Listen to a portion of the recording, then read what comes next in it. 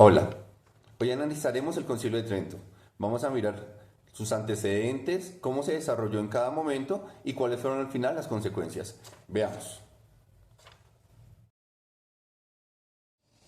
Recordemos que para 1517 Martín Lutero publica las 95 tesis, en donde mostraba una realidad oscura de la Iglesia, debido a la inmoralidad de los sacerdotes y al mal manejo que se le estaba dando a las indulgencias principalmente.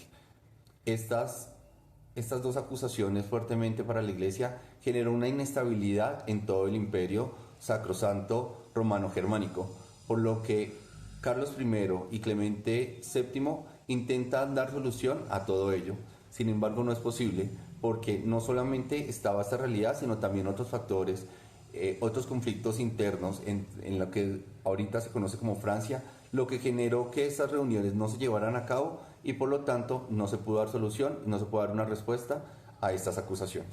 Fue así que finalmente Pablo III logra hacer la convocatoria a este concilio, realizado en 1537 o 1538. Este concilio tuvo 25 sesiones y fue desarrollado en 3 etapas. Veámosla. Esta primera etapa estuvo a cargo de Pablo III, quien convocó a ambas partes para dar una solución frente a los conflictos que se estaban generando. Sin embargo, se evidenció un rechazo frente a este movimiento protestante, por lo que se comienzan algunas reflexiones en varios aspectos.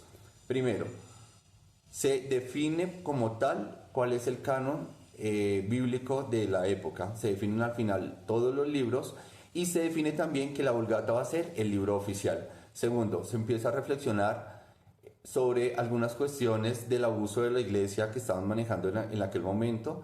Y tercero, se da también respuesta con la justificación frente a lo que estaba proponiendo Martín Lutero en cuanto a que solamente la fe salva.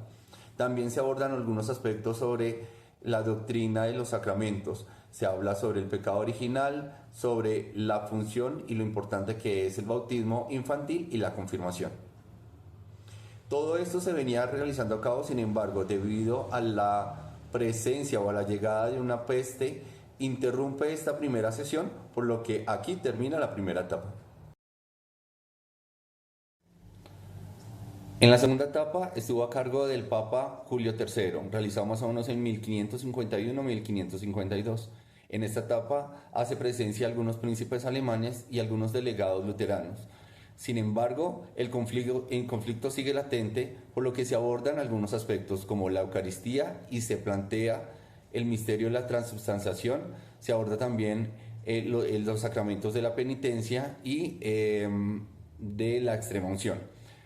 Sin embargo, fue complicado ponerlos de acuerdo y en cuanto a la transubstanciación se definió que aquel que no estuviese de acuerdo con este misterio estaría cometiendo una herejía, por lo que al final se suspende el conflicto debido también por problemas políticos, principalmente por Mauricio de Sajonia y por el rey francés Enrique. Por último tenemos la tercera etapa, a cargo del Papa Pío IV, realizado más o menos en 1562-1563.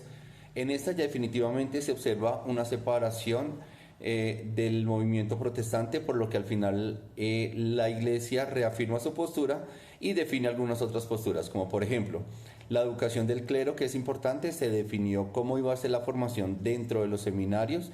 Igualmente se definió que el celibato es obligatorio para todos ellos. Y también se manejó o se definió el manejo de las prácticas del diezmo, en donde se definió pues que eso tenía que ser con aportes voluntarios, con donaciones voluntarias, y se hizo una exaltación también del arte religioso debido también a todos los ataques que estaban recibiendo en cuanto a la iconoclastia. En resumen, el Concilio de Trento tuvo una duración de 18 años, desde 1545 hasta 1563 aproximadamente. Y en ella, al final, se pudo dar una respuesta frente al movimiento protestante que se estaba generando. También se definió algunas pautas en cuanto a la Sagrada Escritura, cuál iba a ser la versión que se iba a manejar, que fue la Vulgata, y también cuáles eran los libros canónicos establecidos ya. Se habló sobre algunos aspectos de la tradición, como la veneración de la Santísima Virgen María, los procesos o la respuesta ante el protestantismo sobre la justificación de que no es solamente la fe la que salva, sino son la fe y las obras.